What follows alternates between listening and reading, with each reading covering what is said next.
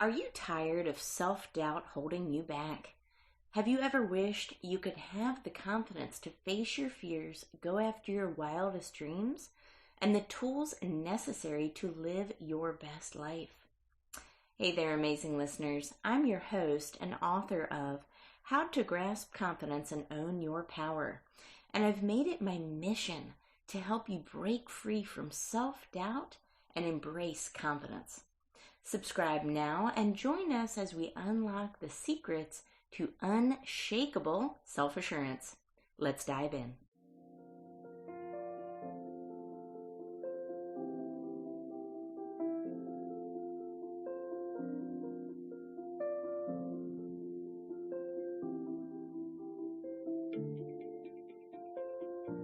Hello, everyone. Thank you so much for joining us today on Grasp Confidence Podcast. I am your host, Tara LaFawn Gooch, and this is an incredible podcast. Why? Because we interview the most fascinating people in the world, and we talk about their stories and what they're doing in business and in life that's going to be ultimately inspiring for you, for the listeners. So I would love to hear from you guys what your favorite takeaways are from this show. And as my guest and I are talking, if you have any desire to reach out to them, they're on LinkedIn, they're on social media, they would love to connect with you and hear how their words and story inspired you. So without further ado, I will introduce my next guest, my friend and colleague, Gary Trautmann. Gary, thank you so much for being with us today. Thank you. I guess you've already introduced my name, so I don't have to mess that up. That's right. You're not going to mess up your name. You're funny. I'm Gary Trautmann, as she said. She didn't lie. I am, I'm doing a Ph.D. on organizational development and leadership. And my dissertation subject is about the same with AI and, most importantly, bias. I'm also somebody with about 36 years of IT experience, many different industries, including banking, credit card, travel industry. I actually used to be a watchmaker many years ago. We all start somewhere. I got ticked off and quit. It's a really bad joke, but I'm the only one that can use it. I love that. I love a good bad joke. Does that make sense? So interesting. A lot of people are AI is the hot topic right now. I know it is in the world of professional speaking.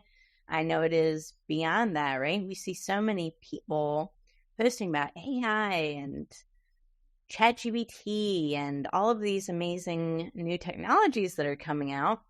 But you hinted on something. So your PhD work is about artificial intelligence, but more specifically geared toward bias. Yes. Right? What an enlightening experience. I was trying to find a subject on, what to do my dissertation on. And I've been involved with AI literally from all the way back in 1986. So I did I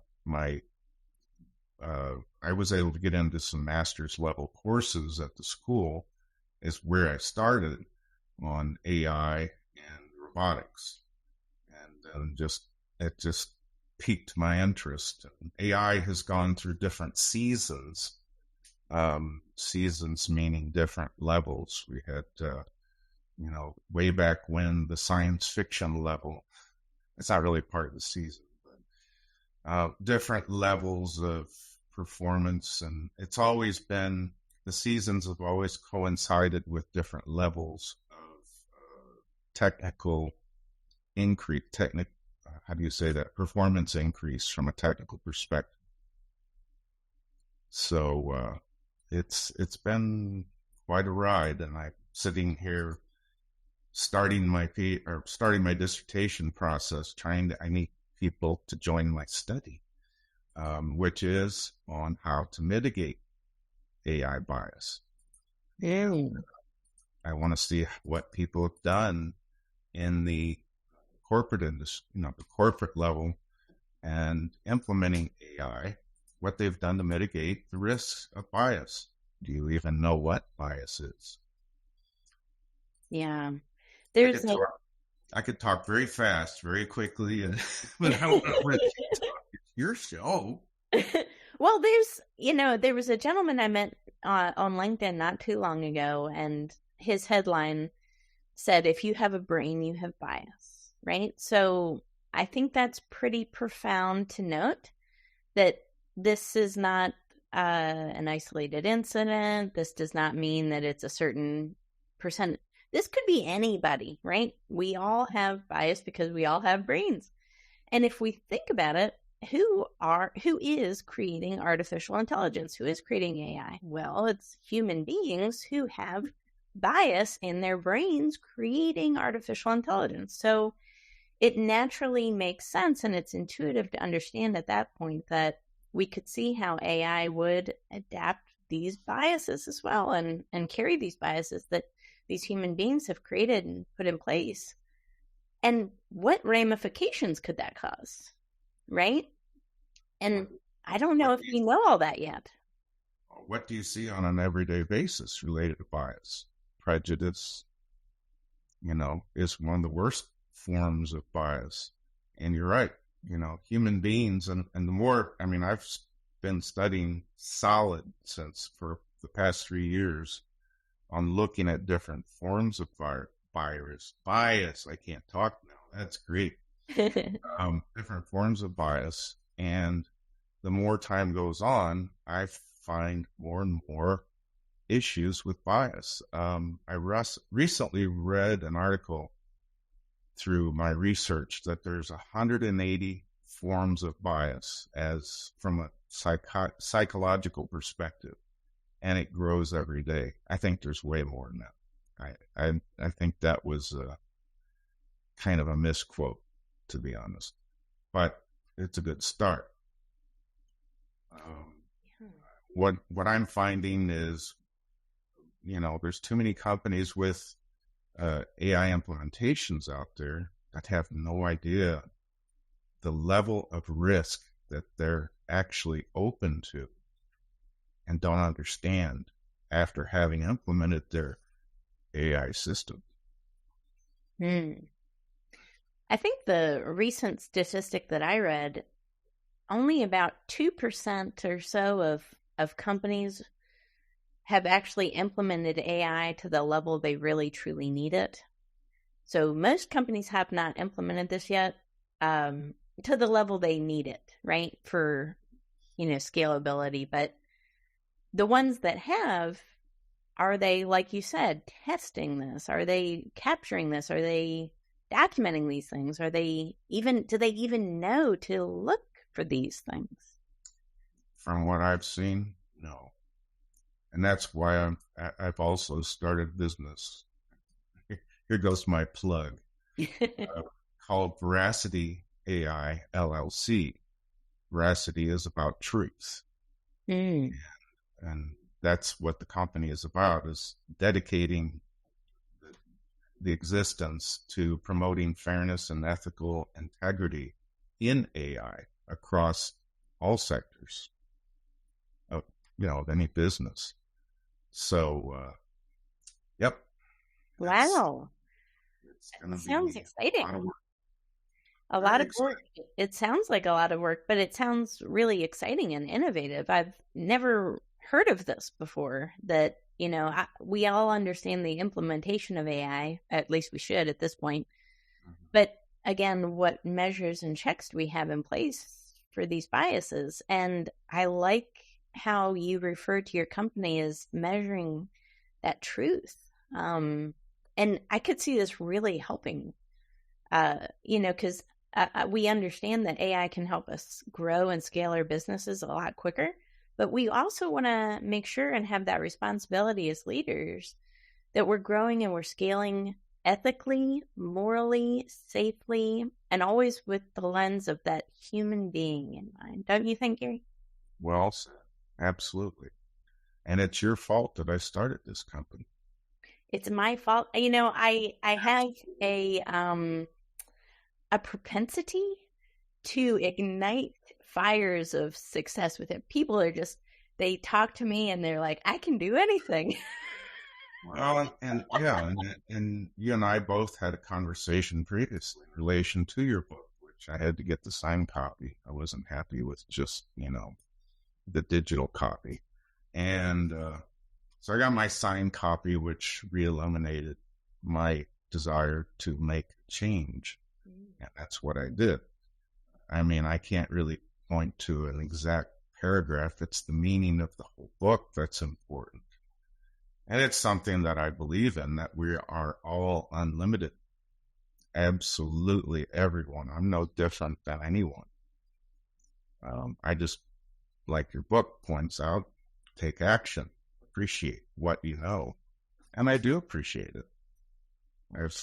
Going all the way from a bachelor's to a master's and to a Ph.D., I couldn't have done that, without some level of push. Self-actualization, or Yep. knowing who I am, what I'm capable of.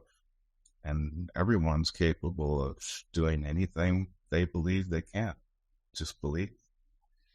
Yes. It's so key. It's really, we all do have that unlimited potential within us. And, when you really take responsibility and ownership and look at yourself, kind of try to step back a little bit and look at yourself as if you were that 10,000 foot view. And you really say to yourself, you know what? I'm pushing 30%, but I know I could do more. What would that look like? And then what would that feel like if I actually did that? And it starts to kind of force a creative process within your brain to say, that's the steps I need to take in order to do that. Mm-hmm.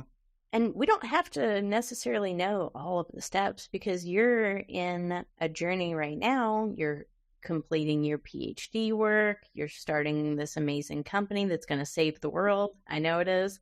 Oh, yeah. And you're doing these big, big things, but that takes confidence, Gary. And I might fall on my face on part of it, but I'm not going to stop. If I was going to stop, I wouldn't have gone through, with my PhD, which I got straight A's. Too bad my father's not around to appreciate it. And, it's more as you get older, your drive increases. Well, some people think, well, I can retire, just stop. Why?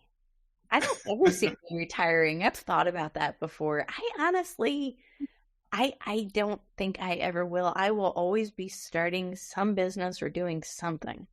Yeah. Said the one who's younger. Yeah. Well, and as you get older too, you're right. Some people settle down, other people speed it up. But the ones who speed it up, the ones who refuse to quit, the ones who refuse to take a back seat and be a passenger in their own lives. Most. Yes, which is most, right? And I encourage everybody to take a minute of self-reflection and ask, am I a passenger in my own life? Are you letting everything in life tell you where you need to go? Yes. And why are we here? We're here because we have free will. Not free willy, free will. That's right. Why do we have it? Because we can make our own choices. Yeah. Absolutely true. It's powerful. It's that responsibility ownership mentality. It's a lot of people ask about that section of the book. Why responsibility? What does that really mean? But right. To me, it's that that ownership of no, and I'm not going to be a victim. I'm going to be the victor. I'm going to take some accountability and some ownership of the decisions and actions I make in life. And you know what? I'm going to own those choices when I do make them. Yeah. Pretty Well, powerful. that's why I started the company. That's why I need to get done with my Ph.D. because I'm taking ownership. I'm pushing, and it's been rough. Yep. There's been some very difficult patches. There's been times when I wanted to just say, I don't want to continue. But now I can't stop, which is even more rewarding and more satisfactory than thinking, even having a thought of stopping. I don't ever think about that. No. When you really start to align with a purpose, and I believe that it's not just a purpose for yourself, it's a purpose for the betterment of a collective. Mm-hmm. And once you start doing that, Gary, you can't stop because you realize that you have a duty to other people. And, you know, with your company, we need these checks and balances in place with tech. We need these things in place. And you're taking an ownership and responsibility mindset and you're saying, you know what? This tech is amazing. It's going to make the world a better place. It also needs to have a check and balance system. Yeah. I think what happened is most corporations are too used to, implementing a software package, and everybody says, yes, this is good. We can use this. AI is a much different tool. It's a totally different toolbox. There's different large language models that are different tools. And that's the thing. I've always approached IT as it being, different languages as a tool. And if you think there's a one size fit all, you're wrong. If there's a one approach fits all, you're wrong. There's no such thing. And that realization is responsibility that, a CEO, a principal within an organization needs to accept that responsibility and learn from it and accept it, that it can impact society positively. It can impact society negatively. Medical, medical as a subject, if you give wrong diagnoses, you're going to kill people unnecessarily because there is one ethnicity that wasn't represented in the data. Whoops. Wow. It's significant. That's very significant, right? And we think about that in terms of healthcare as well, AI in healthcare. And, it's very important to have these conversations. Absolutely. So we're talking a lot about responsibility of self, ownership mentality. Mm-hmm. But as you're talking, I'm also kind of thinking about, your vision that you have, because I mentioned this in my TED Talk. It was a quote by Marian Edelman Wright, and she said, you can't be what you can't see, right? And it's so simple to think about, but I don't think we think about it and talk about it enough. But, in order for you to have this big vision of the future, this company that you're developing, you have to be able to see it tangibly. You have to hold on to a vision so that no matter what happens in your life, what distractions may come your way, you're still pushing forward on that mission, right? Yep. I'd like to hear your thoughts about that. Well, it's like I said before, there's been many instances where, not many, a number of times, where I'm tired. I don't feel like doing anything.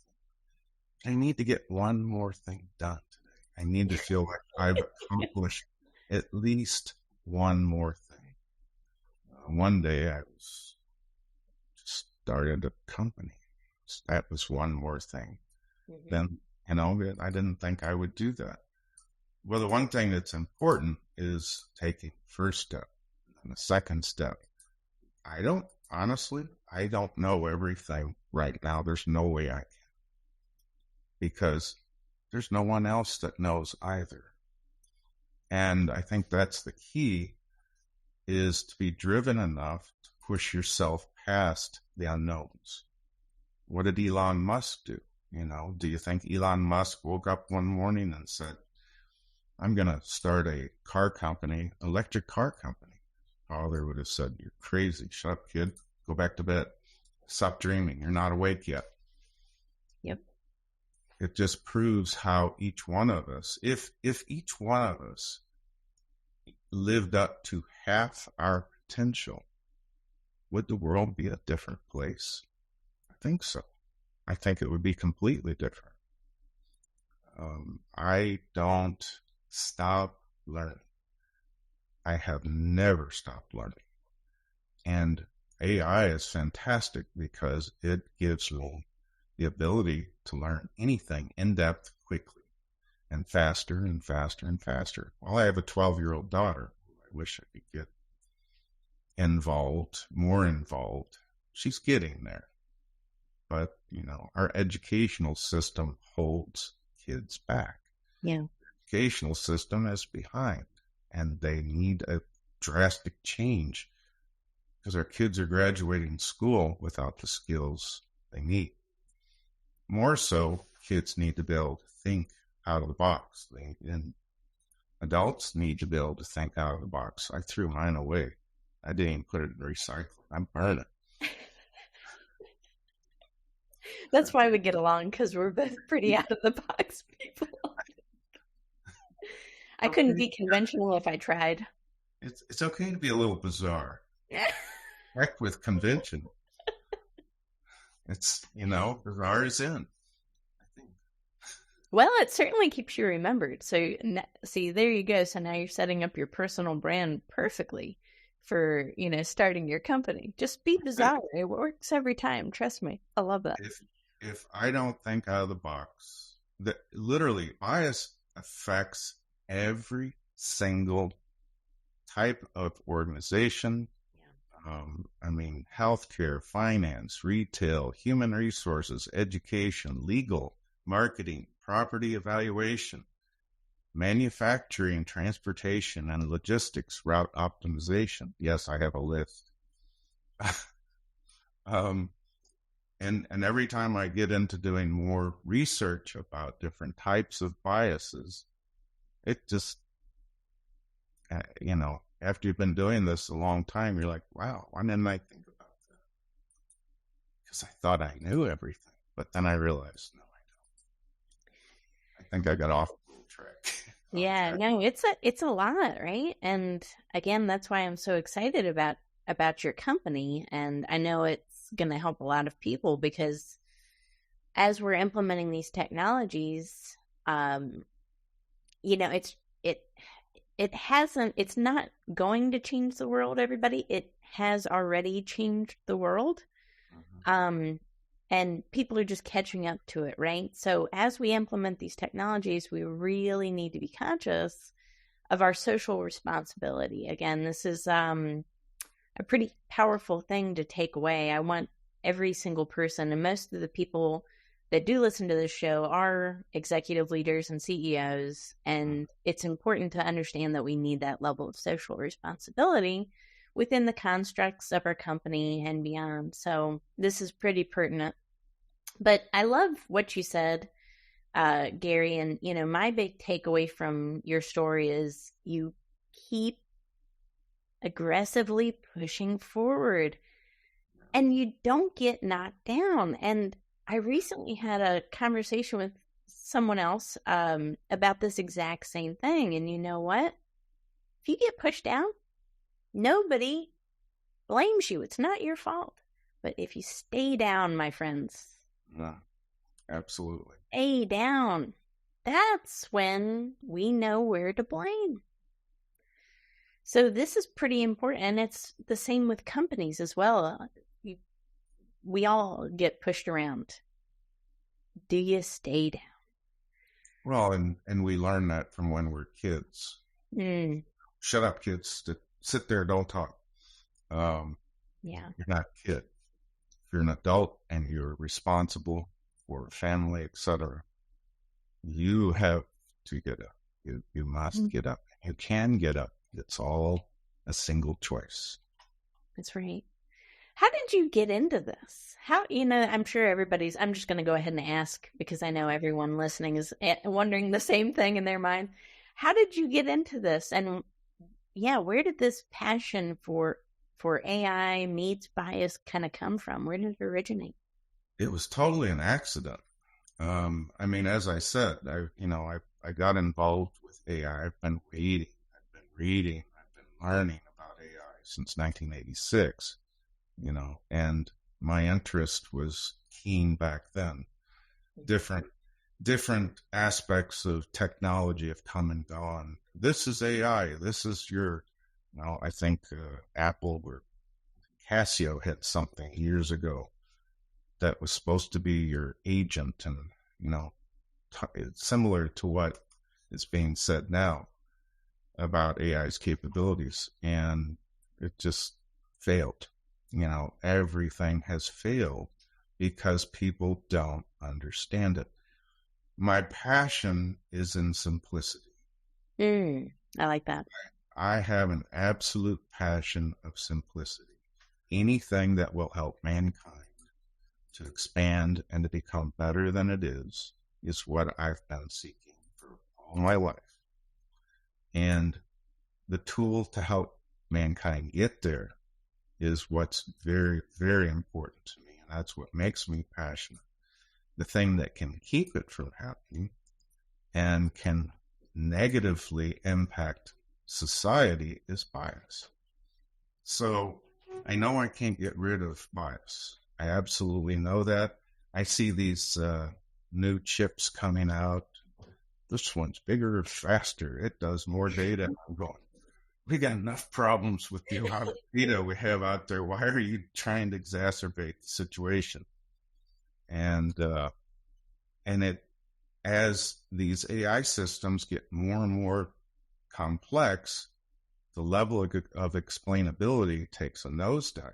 If you ask an AI professional or somebody that works with the data, well, why did it if that decision? I don't know. I mean, they could do some research. The only thing you can look at it's not true.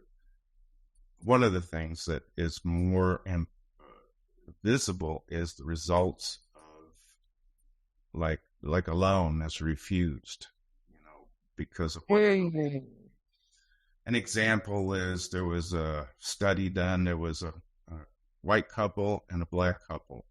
Both had exactly the same education level. Well, guess who got the loan and guess who didn't? I'll leave it at that. Yeah. But so my passion is to try and bring truth and visibility, and to help companies understand why these issues are coming up. These are ethical issues.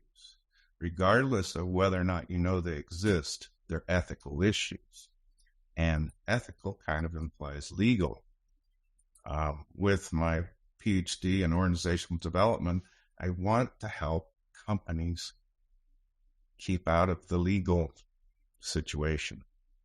I don't want that to happen because it affects their organization, their shareholders, the people that have worked hard to get the company where it is, and they don't deserve that. You know what else comes to my mind as well? It affects your brand reputation. Mm-hmm. Right? So reputation is everything in business. Absolutely. And without, again, these checks and balances in place, you're putting your brand's good reputation on the line.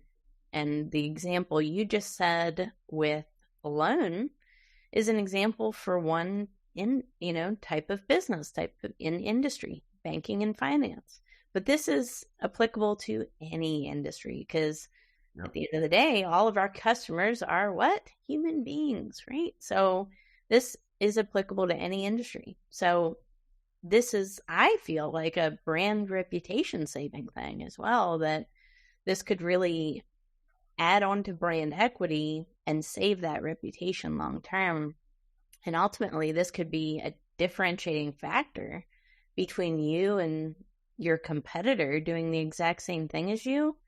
Absolutely. If you have these reputational management practices in place with bias and AI, it could literally either put you on the map or take you off of it pretty quick. I think you just hit on something.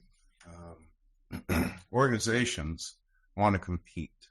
Yes. It's like when the internet came out. I got to have my website. I got to have a website. Why? I don't know, but I got to have one. My competitor has one. That's the same mentality that's being used for AI implementations. Mm-hmm. And guess what? You need to do it better than your competitor. Be smarter than your competitor. And you win every time. But see, the key is here, this is an ongoing need. This is not something that, I've implemented my bias protection, my system. It's good. I don't need to look at it anymore.